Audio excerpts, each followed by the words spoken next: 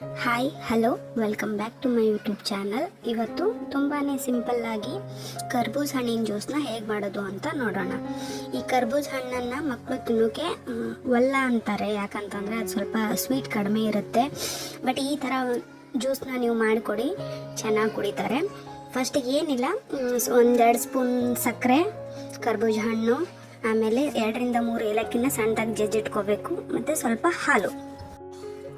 ಆಮೇಲೆ ಇಷ್ಟೆಲ್ಲ ಐಟಮ್ಸ್ನ ನಾವು ತೊಗೋಬೇಕಾಗುತ್ತೆ. ಈ ಕರ್ಬೂಜ ಹಣ್ಣನ್ನು ಚೆನ್ನಾಗಿ ನಾವು ಕಟ್ ಮಾಡ್ಕೋಬೇಕಾಗುತ್ತೆ. ಕಟ್ ಮಾಡಿಕೊಂಡು ಅದರೊಳಗಿರೋ ಬೀಜನ ನಾವು ಸಪ್ರೇಟ್ ಮಾಡಿ, ಅದೇನಿರುತ್ತಲ್ಲ ಹಣ್ಣನ್ನು ಕಟ್ ಮಾಡಿಬಿಟ್ಟು ಸಣ್ಣ ಸಣ್ಣ ಕ್ಯೂಬನ್ನಾಗಿ ಕಟ್ ಮಾಡಿ ನಾನು ಮಿಕ್ಸಿ ಜಾರ್ಗೆ ಹಾಕೋತಾ ಇದ್ದೀನಿ.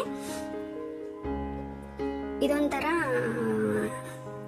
ಚೆನ್ನಾಗಿರುತ್ತೆ ಕುಡಿಯೋದಕ್ಕೆ, ಮಕ್ಕಳು ಇಷ್ಟಪಟ್ಟು ಕುಡಿತಾರೆ. ಹಣ್ಣಾದರೆ ಕೆಲವೊಂದಿಷ್ಟು ಮಕ್ಕಳು, ಎಲ್ಲ ಮಕ್ಕಳು ತಿನ್ನಲ್ಲ ಅಂತಲ್ಲ, ಬಟ್ ಕೆಲವೊಂದಿಷ್ಟು ಮಕ್ಕಳು ತಿನ್ನೋಕೆ ಒಲ್ಲ ಅಂತಾರೆ, ನೋ ಅಂತ ಹೇಳ್ತಾರೆ. ಸೊ ಹಾಗಾಗಿಬಿಟ್ಟು ಈ ಥರ ನೀವು ಜ್ಯೂಸನ್ನ 1 ಟೈಮ್ ಮಾಡಿಕೊಟ್ರೆ ಅವರು ಇಷ್ಟಪಟ್ಟು ಕುಡಿತಾರೆ.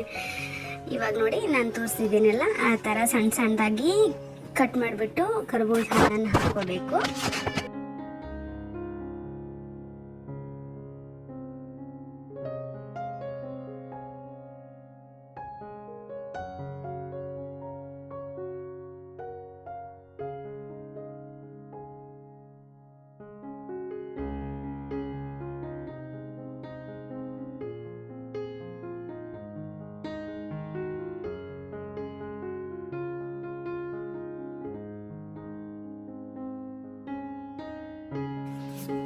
ಇವಾಗ ಇದಕ್ಕೆ 1-2 ಸ್ಪೂನ್ ಸಕ್ಕರೆ, ನಿಮ್ಗೆ ಎಷ್ಟು ಬೇಕೋ ಅಷ್ಟು ಹಾಕೊಳ್ಳಿ. 1-2 ಸ್ಪೂನ್ ಸಕ್ಕರೆ, ಒಂದು ಸ್ವಲ್ಪ ಏಲಕ್ಕಿ ಪೌಡರು ಮತ್ತು ಹಾಲು ಹಾಕ್ಕೊಂಡ್ಬಿಟ್ಟು ನಾವು 2-3 ನಿಮಿಷ ಗ್ರೈಂಡ್ ಮಾಡಿಕೊಂಡ್ರೆ ಜ್ಯೂಸ್ ರೆಡಿ.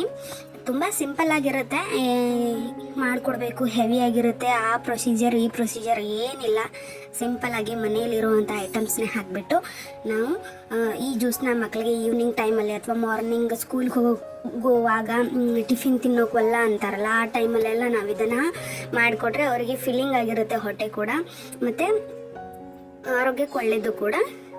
ಈ ಥರ ನೀವು ಒನ್ಸ್ ನಿಮ್ಮ ಮನೆಯಲ್ಲಿ ಟ್ರೈ ಮಾಡಿ ನೋಡಿ. ನಿಮಗೇನಾದರೂ ಈ ವಿಡಿಯೋ ಇಷ್ಟ ಆಗಿದ್ದರೆ ನನ್ನ ಚಾನಲ್ನ ಸಬ್ಸ್ಕ್ರೈಬ್ ಮಾಡಿ, ಹಾಗೆ ಸಪೋರ್ಟ್ ಮಾಡಿ. Thank you for watching.